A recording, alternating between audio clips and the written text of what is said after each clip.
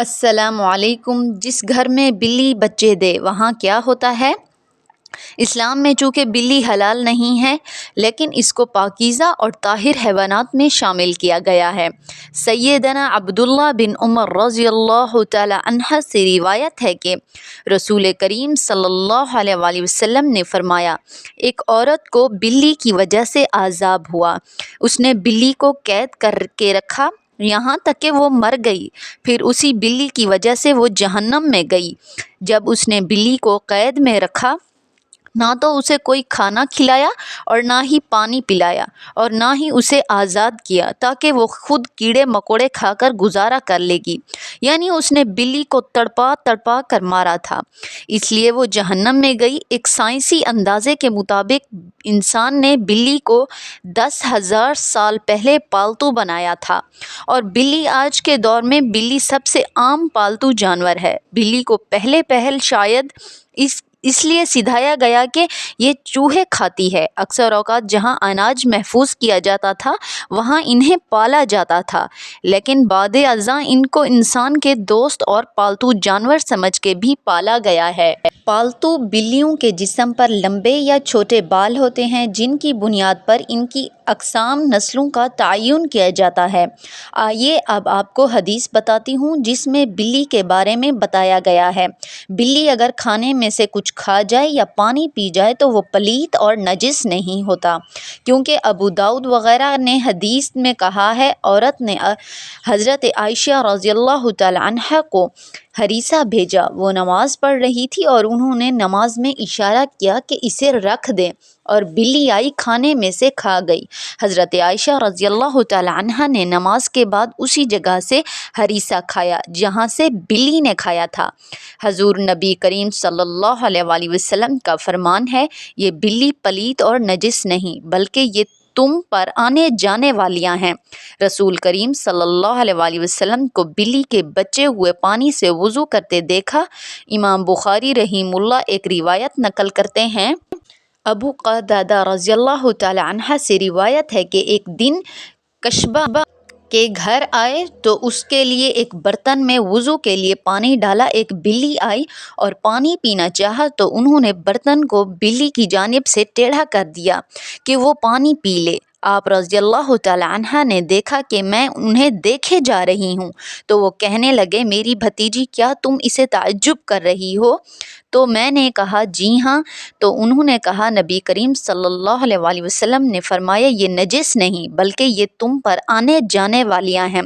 بلکہ بلی پالنے کا سوال فقہا کا کہنا ہے کہ گھر میں بلی رکھی جا سکتی ہے۔ بلی موذی جانور نہیں ہے اور نہ ہی نجس ہے، بلکہ بلی گھر میں رکھنا فائدہ مند ہے، اس لیے کہ یہ گھر میں پیدا ہونے والے کیڑے مکوڑے اور سانپ اور چوہے کھا جاتی ہے اور نجس نہیں ہے۔ اور حدیث میں نبی کریم صلی اللہ علیہ وآلہ وسلم نے اس کے نجس نہ ہونے کا بتایا ہے۔ ابو ہریرہ رضی اللہ تعالی عنہ کو یہ نام ہی اس لیے رکھا گیا ہے کہ وہ بلیوں پر رحم کرتے اور انہیں پالتے تھے، حتیٰ کہ وہ اس حنیت کے ساتھ مشہور ہو گئے، اس کا اصل نام ہی بھول گئے، حتیٰ کہ علماء کرام کے اس پر اختلافات بھی ہوئے۔ تقریباً 30 کے قریب اقوال ہیں۔ ابو ہریرہ رضی اللہ تعالی عنہ جیسے جلیل القدر صحابی رسول اللہ ثابت ہے، آپ صلی اللہ علیہ وآلہ وسلم نے اسے نجس نہیں کہا، تو اس سے معلوم ہوا گھر میں بلی پالنا جائز ہے۔ ماہرین کے مطابق بلیوں کو انسانی جو لائف ہے بہت پسند ہے، اس لیے چاہیے کہ بلی کو اپنے ساتھ بٹھانا اور سلایا جا سکتا ہے۔ بلی نہ صرف آپ کو خوش کر دے گی بلکہ آپ کو ڈپریشن سے بھی نجات دلائے گی، لہٰذا آپ بلی کو اپنا ڈپریشن کم کرنے کے لیے بھی پال سکتے ہیں۔ الدامدی اس حوالے سے تحقیق کر رہے تھے کہ بلیاں اس دنیا میں کس طرح سے آئیں۔ مصری ماہرین تحقیق کے مطابق جب حضرت نوح علیہ السلام کی کشتی میں تو ان میں چوہے کی جوڑی موجود تھی اور شیر کی بھی، چونکہ چوہے پنچ زیادہ دیتے ہیں اس لیے چوہوں کی تعداد بھی بڑھنے لگی۔ اسی طرح چوہوں کی خوراک میں اضافہ ہوا، اب چوہوں نے کشتی کو کترنا شروع کر دیا۔ اس کے بعد صورتحال کے پیش نظر حضرت نوح علیہ السلام اللہ سے دعا کی تو اللہ نے حضرت نوح کو شیر کے سر پر ہاتھ پھیرنے کا حکم دیا۔ ہاتھ پھیرتے ہی بلے اور بلی کی جوڑی پیدا ہوئی۔ یہ جوڑی کشتی میں موجود تمام چوہوں کو کھا جاتی ہے۔ بلی کے حوالے سے سائنس بھی دلچسپ رائے رکھتی ہے۔ سائنس کے مطابق بلی انسان کے سٹریس کو کم کر سکتی ہے۔ سائنس کے مطابق جب بلی اپنے منہ سے دھیمی سی مدھم آواز نکالتی ہے تو اس سے سٹریس کم ہونے میں مدد ملتی ہے۔ سائنس کے مطابق انسان میں دل کا دورہ پڑنے کا خطرہ کم ہوتا ہے۔ جب بلی کو شک ہو کہ یہ میرے بچوں کی جان کو خطرہ ہے یہاں پر، یا یہ جگہ غیر محفوظ ہے، تو وہ فوراً اسے جگہ بدل دیتی ہے۔ پھر چاہے 7 گھر ہوں یا پھر 10 گھر، بلی جگہ بدلنے میں ذرا بھی دیر نہیں لگاتی۔ جس گھر میں بلی بچے دے وہاں کیا ہوتا ہے؟ اسلام میں چونکہ بلی حلال نہیں ہے، لیکن اس کو پاکیزہ اور طاہر حیوانات میں شامل کیا گیا ہے۔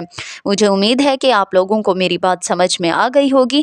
اللہ تعالیٰ سے دعا ہے کہ اللہ تعالیٰ ہم سب کو سمجھ کی توفیق عطا فرمائے۔ ویڈیو کو لائک اور شیئر کر دیں، اور اگر میرے چینل پر نئے ہیں تو میرے چینل کو سبسکرائب کر دیں۔ السلام علیکم۔